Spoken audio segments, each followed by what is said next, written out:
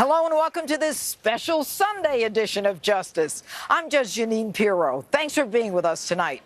We are live in Las Vegas, site of the third and final presidential debate, the first general election debate ever to be moderated by a Fox News anchor.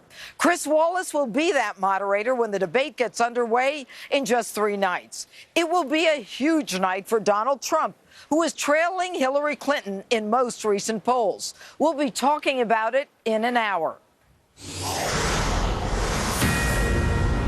But we begin with breaking news. Military operations underway at this moment in northern Iraq to liberate the city of Mosul from ISIS. This has been widely anticipated for some time, but Iraqi state TV says the offensive has now officially begun. Mosul is Iraq's second largest city with a population of about 1 million civilians. It fell to ISIS more than 2 years ago. Fox News will have more on this breaking story in the hour. But for now, we go back to election 2016 as Donald Trump looks to turn things around right here in Las Vegas. So how can he turn it around? Let's begin tonight with Trump National Campaign spokesperson Katrina Pearson. All right. Good evening, Katrina. Thanks for being with us this evening.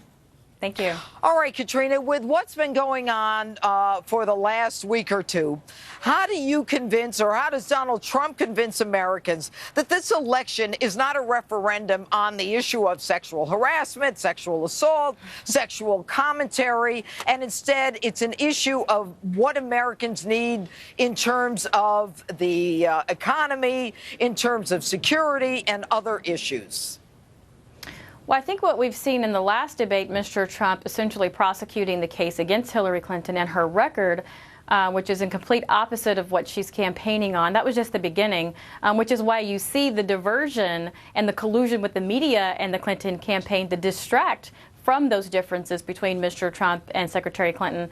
And you're going to see more of that this week at the debate. This debate is going to be about foreign policy, the exact place where Hillary Clinton needs to be exposed, simply because we know that everything that she touched pretty much fell apart. Whether you're talking about Iran, we're talking about the red line in Syria, which has led to Aleppo, and we're talking about the Russian reset. These are all things that are going to be extremely important moving forward. We know that, Katrina, but, you know, even as recently as last night, Donald Trump is tweeting about this whole issue of the women.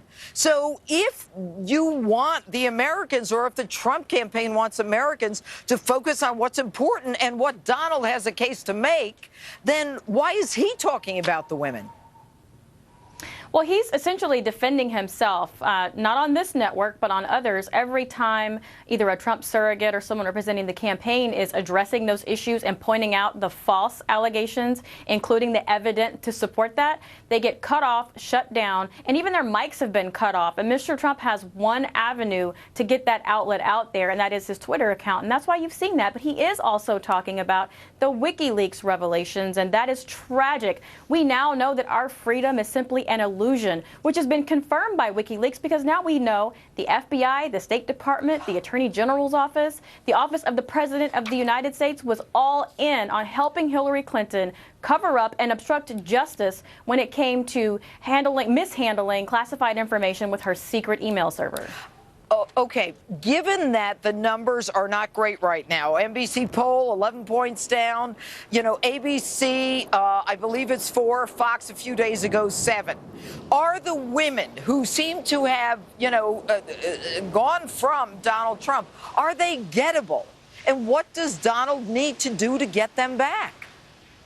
Oh, absolutely. You know, Mr. Trump has closed larger gaps than this in less than a week, and we have plenty of time to do that, particularly now that we know that a lot of women are looking at these allegations and realizing that a lot of them are completely false, and identifying these women who have not been vetted, and the stories aren't quite matching up. And a lot of women have expressed their concerns to me and how frustrated they are that these types of allegations are out there. We've never seen anything like this before at this level, the targeting of an individual to not just win an election, but to destroy his person and his business. And that is extremely dangerous in this country. You know what? But you see, Katrina, here's the issue. Politics is a blood sport. We all know it. And, you know, and in my small way, I ran 5 times. I get it. But you've got to be able to pivot. You've got to be able to survive it, and you've got to be able to focus on the issues. And you've got a lot in Hillary Clinton. Is Donald Trump going to focus on Hillary, focus on all the mistakes she's made? Can he do it in this debate on Wednesday night? Absolutely. You saw him do it in the last debate. He did very well. He brought up a ton of those issues that you were talking about that concern you and many of your viewers. He's going to do it again this week, but he's also going to defend himself, which he has been doing. But at the debate, it's going to be 100% focused on the issues because we owe it to the American people to show what has been happening in our government and to show that the stakes that are so high that we have to get out there and make sure that we reject this type of blood sport politics. Okay, Katrina Pearson, we'll see you, I'm sure, here. Thanks for being with us. I'll be there. And as a deluge of damaging Clinton camp emails continue to be released by WikiLeaks, Hillary took the weekend off to prep for the final debate. So will she be ready to answer for them on Wednesday night? Let's ask Democratic strategist and principal at the Dewey Square Group, Marianne Marsh. All right, Marianne, good evening.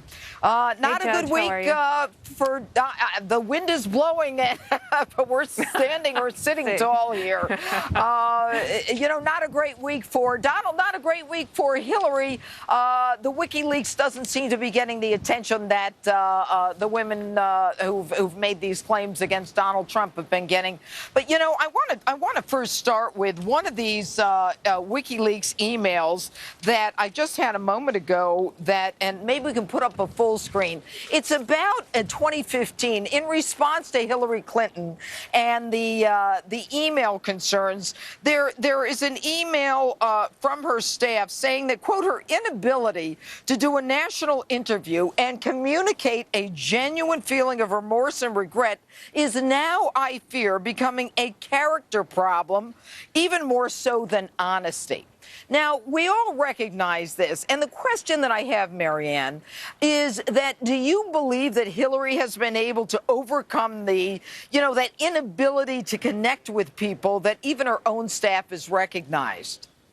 Well, again, this was a 2015 email, allegedly. We don't know how, you know, we haven't verified these documents, but I do think that voters already have taken this into consideration. You can see it in the polling. I personally like the idea that was revealed maybe earlier in the week about a video that she could have done. I would have encouraged that. But here we are with 23 days to go, and we know pretty much everything there's to know about Hillary Clinton and pretty much everything we need to know about Donald Trump, though I do expect between now and the debate Wednesday night, it's going to be even more negative. I wouldn't be surprised if there are more revelations, and I think it's going to be negative all the way to the end. And that's Donald Trump, to go to your segment a moment ago.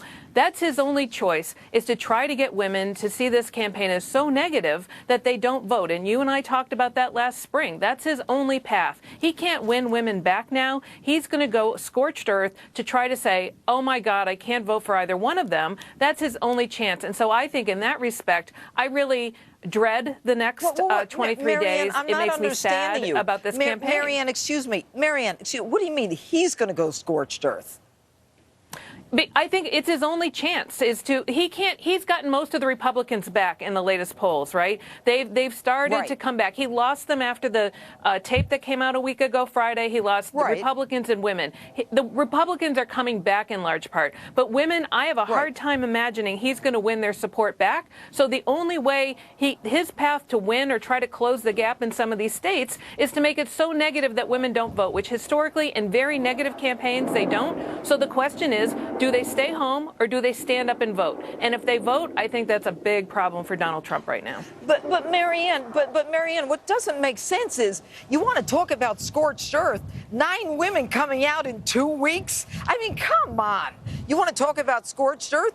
You know, scorched earth to me is these 9 women coming out. But it seems to me that instead of his defending himself, he should be talking about the 30 years that she has been in office. But I'm not going to fight his fight. The bottom line, it seems to me, is that she hasn't been able to overcome the fact that she has not connected with people. What do you think she's going to do with this debate? Let's talk about that on Wednesday night.